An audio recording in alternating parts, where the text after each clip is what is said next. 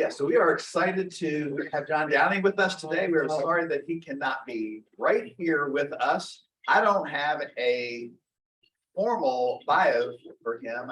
You guys know him well as a long time member of this club. I know him well because I served on his board for many years, and I can tell you that I don't always enjoy my board service. Although I do here, and I did at Blue Ridge.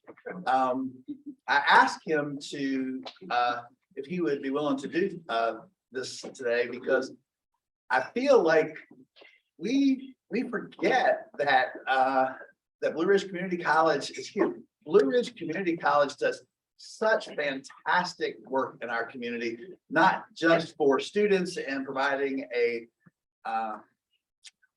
affordable path to education, but also a tremendous amount of work that gets done for workforce development for the businesses in our community. And so excited to have John here to share a little bit about what's going on at Blue Ridge Community College. I'm sorry that you can't be here in person, but we are excited that you're with us nonetheless. So welcome, John.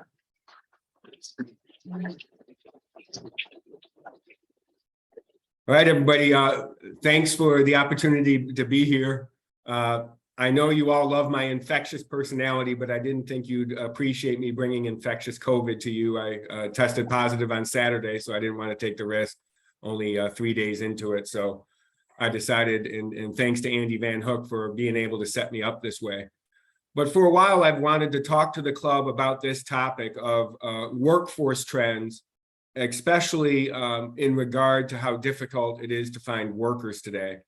I've had the honor of working in community college education for over 37 years, with 30 of those years being at Blue Ridge Community College.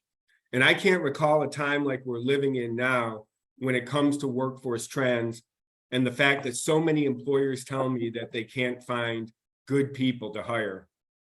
If we're going to effectively support regional economic development, I think it's important for us to get a better understanding of what is causing the current workforce crisis and what possible solutions might foster economic development goals for the region. One frustration I often have is that a lot of people believe when there's a shortage of workers in a particular sector, they think by simply opening up more workforce training programs, that will solve the issue. But that actually might make it worse in terms of stretching already thin resources and not really addressing the problem as it is. So I want to talk to you a little bit about research I've done into this problem and what might be causing it. Historically, workforce shortages have typically been limited to just a few workforce sectors, or maybe to some regions of the state or the nation. For example, sometimes regions report a shortage of trade workers or a shortage of nurses. But today, we are experiencing unprecedented shortages in almost every employment sector that economic developers care about. And employers tell me they can't find qualified and skilled workers in virtually every segment of employment that community colleges like Blue Ridge Community College and other training providers offer training and education in. Everything from truck drivers to teachers, to welders, to aviation maintenance technicians, healthcare workers, hospitality and tourism employees, and even early childhood and K-12 teachers. All of those segments are reporting significant shortages. These workforce shortages continue to occur despite a relatively longer than usual period in overall low unemployment rates, both nationally and locally. Unemployment numbers rose dramatically, but relatively briefly during COVID. Before and after, they remained about 4% nationally since about 2016, and they are at about 3.5% now. In much of Virginia, the unemployment rates have been even stronger, typically averaging below the 3% range. Meanwhile, generally speaking, community college associate degree enrollments have been declining nationally and across Virginia. In contrast, short-term, certification-focused short-term training has been growing rapidly in community colleges in Virginia and across the nation. Traditionally, community college degree programs, their enrollments run counter-cyclical with the economy. If the economy is strong, community college enrollments tend to be weaker. But if the economy is in a recession, community college enrollments begin to soar, like they did in 2009 and 2010, when Blue Ridge saw over 7,000 headcount in the student population.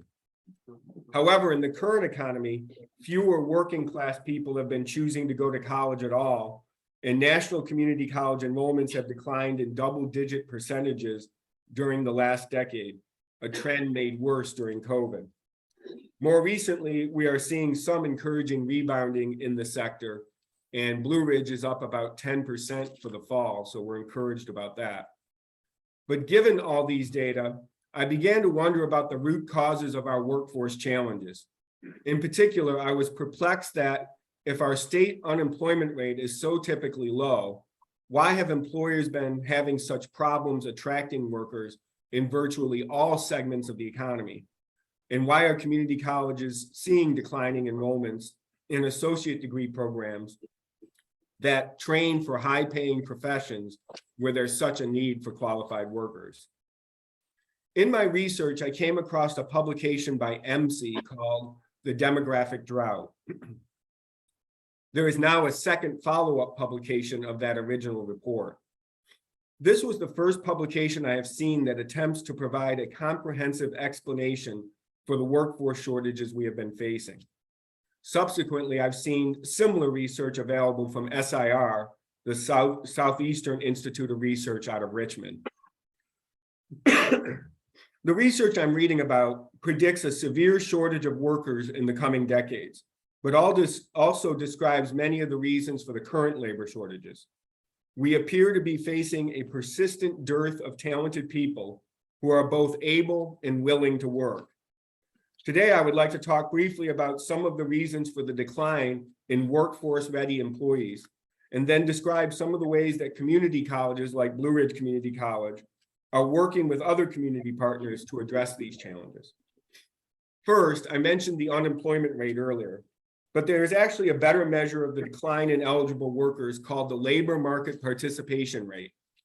The labor market participation rate is defined as the percentage of the overall population that is eligible to work that is actually working. In the 1990s, the labor market participation rate was about 68%, whereas today it has fallen to only 62%. This statistic begs the question, why is it that almost 4 out of every 10 eligible workers are choosing not to participate in the labor market at all? Here are some of the reasons cited in the demographic drought.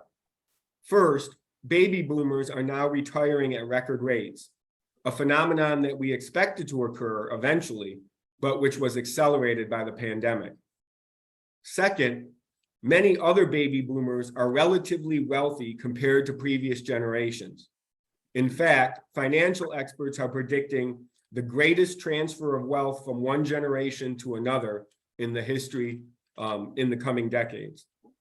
Some experts have speculated that perhaps this transfer of wealth has caused a certain percentage of the younger population to feel that they have less of a need to work than prior generations had, especially in the traditional occupations that baby boomers are retiring from. Interestingly, there has been a corresponding rise in entrepreneurialism and small business startups. As more people start new companies and hire more workers, fewer workers are available for the more traditional workforce pursuits. We have also seen a rise in nonprofit and philanthropic organization startups. All of that may be a factor in the declining availability of traditional workers. What is really alarming is the number of people who are currently not working at all. One reason for that is substance abuse addiction, especially opioid, fentanyl, and meth addiction.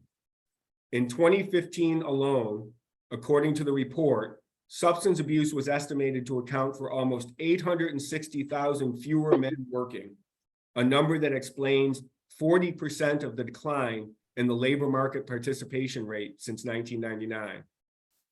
Also stifling men's participation in the labor market is an increase in leisure pursuits, along with a corresponding increase in video game addiction. By 2015, 21 to 30-year-old males were working 12% fewer hours on average in comparison to the year 2000. In their 2015 study, MC reporting that a whopping 15% of men in this age group did not work even 1 week for the entire year. This decline in participation correlates highly with a 75% increase in the number of hours this age group reports participating in leisure pursuits like video games. All in all, the participation of prime age males in the labor force declined from 94% in 1980 to 89% in 1990. That represents a lot of men not working. According to a 2014 study, an increasing number of men aged 25 to 34 were living with parents rather than a spouse or a significant other. The average age for men getting married increased from 23 in 1960 to 30 in 2019. There are also a number of factors influencing the decline of women in the labor force. In 2020, fueled by the COVID pandemic, 2.4 million women left the labor market, compared with 1.8 million men. One reason for that decline was that women made up the bulk of the labor force in industries most impacted by COVID shutdowns: retail jobs, the service sector, travel and tourism, and hospitality jobs. Although most of those jobs have returned by now, many of the female workers didn't, because they realized that the long hours and low pay wasn't helping them to advance financially over time. In addition, many of the childcare challenges remain post-COVID, impacting far more women than men, preventing many women who might otherwise venture back to work from returning. Finally, it's the historical birth rate declines that are the biggest factor, accounting for our current workforce challenges. Birth rates that are below 2.1 children per woman result in the fact that we are not producing enough people to replace those in the workforce who are retiring, dying, or otherwise leaving the labor market. In the United States, our current birth rate per woman is about 1.78 children. Notably, it's been below the 2.1 replacement benchmark since the early 1970s. These are some of the reasons why we are currently engaging in a war for talent in Virginia and across the country. Indeed, experts view this as a major issue in most industrialized nations. I know employers in my region are feeling the brunt of that war currently, as increased wages and sign-on bonuses are enticing good employees to leave one job for very similar jobs at competitors' companies. But ironically, after they finish that period of time to get the bonus, they don't tend to stay. Ironically, at Blue Ridge Community College, I also see the majority of our students working too many jobs. Most of our community college students are working at least 2 jobs to cover the cost of housing, childcare, gas and transportation, cell phones, and food. Thanks to several generous state and federal subsidies, along with donors who support our work, most students in financial need can get sufficient resources to cover the cost of tuition and fees at community colleges. It's all the other life expenses that seem to be overwhelming our students. Community college students today are working while in school, and as a result, many are often working more hours and studying less. That formula is a recipe for not getting the more marketable skills that they need in order to advance in a career in a timely manner, and too often working too much instead of concentrating on the education and training that would result in them finishing with marketable credentials. Community colleges across Virginia are increasingly partnering with other public agencies and private organizations to locate wraparound support services for our students in order to help them find the resources in the community that can help them support themselves through an education. For example, we have dramatically increased our mental health support services on our campus by providing telehealth and other local referral services for students overwhelmed by life circumstances. Community colleges in Virginia also continue to seek out partnerships with other education providers in order to minimize duplicative services, and we work hard to partner with economic development professionals in order to ensure that our services are directed toward the careers that are most in demand and that pay the most. All of you as community colleges continue to emphasize the economic value of excellent transfer education in Virginia by showing students that if they start with us, they can finish far less expensively with our partner public and private four-year colleges and universities. Nationally, about 49% of all baccalaureate degree graduates started out at a community college. Community colleges are also seeking out innovative partnership that might help provide workforce training to non-traditional workforce populations with other challenges, like those with substance abuse disorders, the immigrant population, former prison inmates, and parents in need of childcare. As a result, we are seeing a continual rise in enrollments of students who seek short-term training, usually 8 weeks or less, that involve credential attainment, programs like truck driving, welding, healthcare certifications like phlebotomy, and cyber careers that can help a person in poverty move into the middle class in a matter of weeks instead of years. I really appreciate all the support that everyone at this club has provided me over many years, and the support you provide Blue Ridge Community College, whether through your service on the board or your support in the community. So thank you, and I'm happy to answer any questions you have about this report.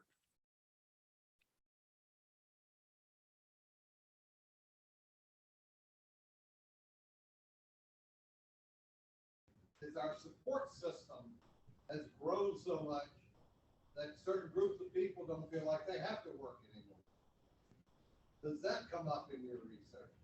John, the question was that there is a support system that's broadened, and I guess you might assume from the government or other resources. Yeah. And so that lessens the need or interest in working. John, is that part of your research? It's not part of this report that I was reading, but it's no doubt has contributed some to the workforce decline.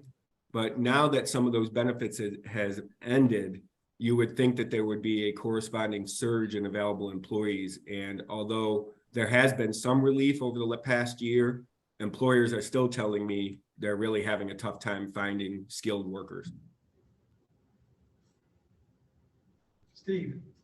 Of that 900,000 plus or minus individuals that can't work called opioid or some type of drug addiction, is that 900,000 true in opioid addiction, or does that include the number of younger individuals, particularly males, that don't apply for jobs because they know they cannot pass a marijuana test?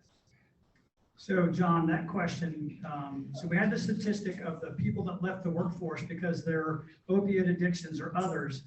Would that data also include those that don't apply for jobs because they are afraid they may not pass a test for marijuana or other substance?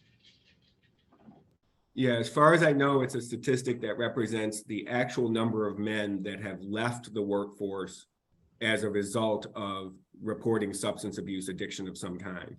So that's the estimate that the report gives for them leaving the availability of the workforce. So it's pretty challenging. And one thing that I've wondered about is whether we could do better partnering with community organizations like the Community Services Board, for example. While the people are going through treatment, could we be training them in a different career that gets them out of the same old habits that they were in? A lot of the opioid addiction is due to prescription drug abuse. And so I think we need to find some creative ways to get people the treatment they need to get off substances, but then also help them make a better life and get a better job so that they don't go back into that life. John. I suspect there's a fairly large sub-economy of illegal activity, drug sales, that sort of thing. Because these folks have to be living on something. They're making money somehow. And I wonder if that isn't somewhat of a failure of the criminal justice system to allow this to happen, to allow people to live off illegal money and drop off of the legal, way of making a living. Does your report, did it get into that at all? John, you got that? Did you hear that? Yes, I did. The report doesn't go into any detail about any of these topics, but it does mention, the prison population as one source of potential future workers.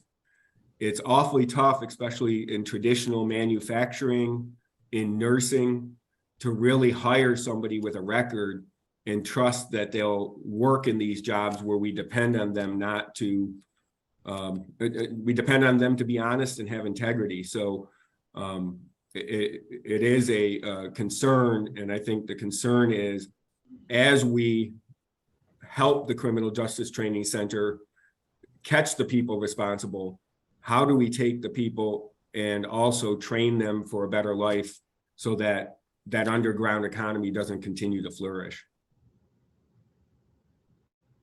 Ken? In the last 5 years, has there any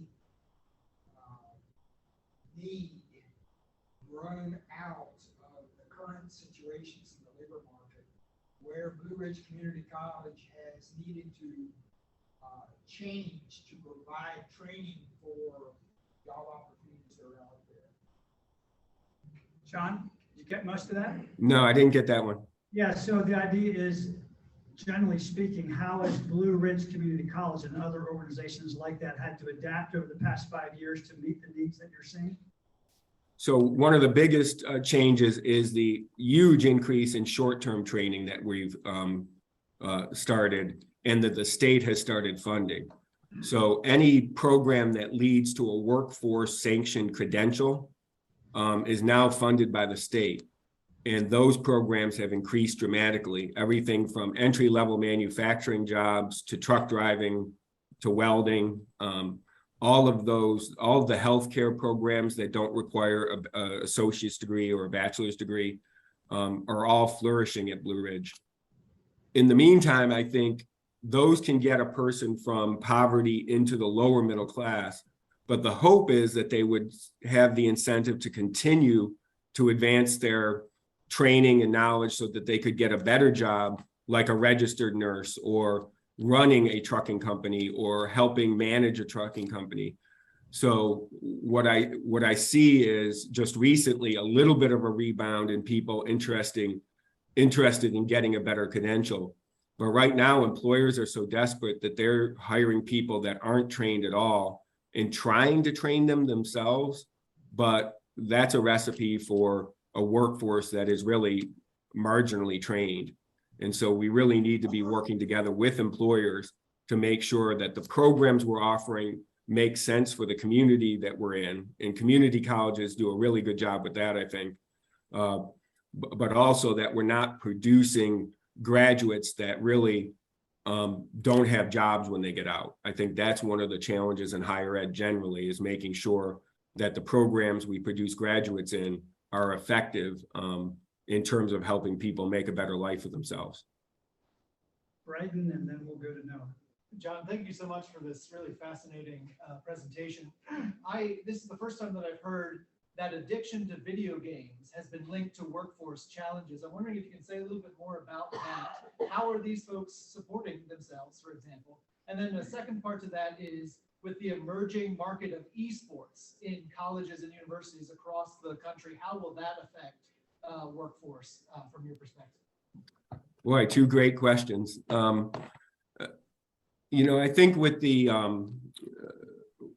video game addiction, I think we're going to need, first, how is that happening? It seems to me that the research is suggesting that many of these kids are the kids of baby boomers that have wealth, and they're letting their kids stay at home and not work. If you look at your own nieces and nephews and relatives, can you think of any in that age group between 20 and 35 who are staying too long in their parents' homes and who have either no job or a very unconventional job? I know I have nephews and nieces like this. It's just very different than when we were growing up. And because the baby boomers have the wealth, there's no sense of urgency for the kid to get out of the house And so they continue to kind of go on floating by. We did a study in Waynesboro a couple of years ago when we had a large number of applicants from Waynesboro, but very few of them followed through and actually came to Blue Ridge. And we found that they didn't go to other higher ed institutions and they didn't go to the workforce. They were literally staying at home. So I think one creative solution, I think, is to try to figure out what are the jobs, especially in the STEM careers, that would attract kids who love video games and love using their hands and their minds to kind of connect. And I think cybersecurity might be one of those, or IT programs in general might be able to attract that population. In terms of esports, I'm interested in the trend. Blue Ridge was looking at kind of starting a club in esports, and we're going to examine that, but I think it has to be done in a way where we make sure those kids balance esports with actually going to classes and getting their work done. So, but it is a growing trend in higher education to have these esports teams all over the country. We're going to try to squeeze in a couple more. Noah and then Mike. Yeah, my question piggybacks really well off of the esports comment. So esports, just like professional sports, obviously there's a very low chance that you can monetize it, but we're actually seeing a lot of people make decent money off of being influencers. And I'm not just talking about the top 2% making 7 figures, but did your report look into it all? The folks ages 15 to 25 making $25,000 to $60,000 a year by being a social media influencer, and how is that going to affect our market? Yeah, it's another good example of what I think is this generation starting very unconventional careers in their own startups, whether they're single person businesses or other entrepreneurial professions. And some of them are making money. And then look around the region and look at the proliferation of nonprofits that have started up here in the last decade. Some of them started by people who, I think we still have the same number of companies really supporting these nonprofit ventures, but a proliferation of those nonprofit ventures, sometimes with more than one kind of nonprofit working with the same or similar goals as other nonprofits that have already been started. And so that's going to be interesting to watch. Do we have a lot of people choosing to go into areas that they want, but they don't want to work for someone else? They want to work for themselves and have the freedom to work for themselves. I'm seeing some research on the Gen Z population, kind of, there's a phrase, quitting in place, where they pledge just to do the bare minimum in order to get by, rather than actually commit to a company and devote themselves fully to it. So just interesting trends out there in the workforce. And because we're so short of workers, really they have, the advantage right now. Workers have the advantage in terms of trying to create what they feel is a better life balance, I guess. There's probably a few people here that may not want to admit that they don't know what an influencer is, but there's a whole marketplace for people that drive attention to themselves or a product on social media just by gaining followers and setting trends and styles, and it's quite a thing. Mike, one more and then we'll wrap up. Thanks. I had just one quick question. This is going to sound like a somewhat loaded question. I don't mean it to sound that way. Did the study look into how much college debt kids are coming out with as a reason or a factor for why they might be living with their parents for so much longer? I've met people who have $40,000, $50,000, $60,000 worth of debt at 22, and they say, well, I'm going to stay with my parents for 3 more years because I can't afford that. I'm not pointing the finger at Blue Ridge, obviously. True. They don't contribute as much to that problem. Yeah. I couldn't hear that one. Sorry. John, what Mike's question is part of the contribution to kids staying with their parents longer, could it possibly be the large college debt that a lot of kids have from the 4-year institutions? That is a huge factor, and that's a factor that colleges have to, take some ownership of. It's a free market economy, so colleges have really tried to compete against each other by offering more and more amenities, driving the price of higher education up. And then I think the result is this incredible debt. So you're seeing nationally a declining confidence in higher education generally, even though it comes at a time that's so ironic because the need for more skilled and qualified workers and the type of education you get in higher education has never been more important. So I think the personal debt that comes from being in college is really a factor, and that's where I think community colleges can really help, that are typically 1/3 the cost of an average public education in Virginia. John, this has been fascinating and eye-opening. Let's give a round of applause to John.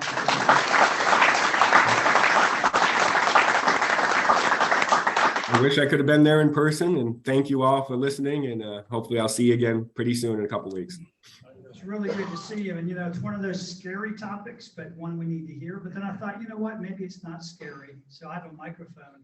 So you got people out of the workforce because of opiate addiction or addiction to video games. And I wonder if it's a crisis of confidence. So what can we do as Rotarians to build faith and hope in young people? That's what I see is, what are they drawing? What's causing them to retreat to a basement, to a video game, or take an opioid? So anyhow, that's a little commentary. I won't go any deeper. Future meeting. Thank you. And it really was good. I had to put my glasses on to have Zipporah here, as well as Annette and Jake. We really appreciate our guests and visitors, and we are adjourned. Thank you. Last week, somebody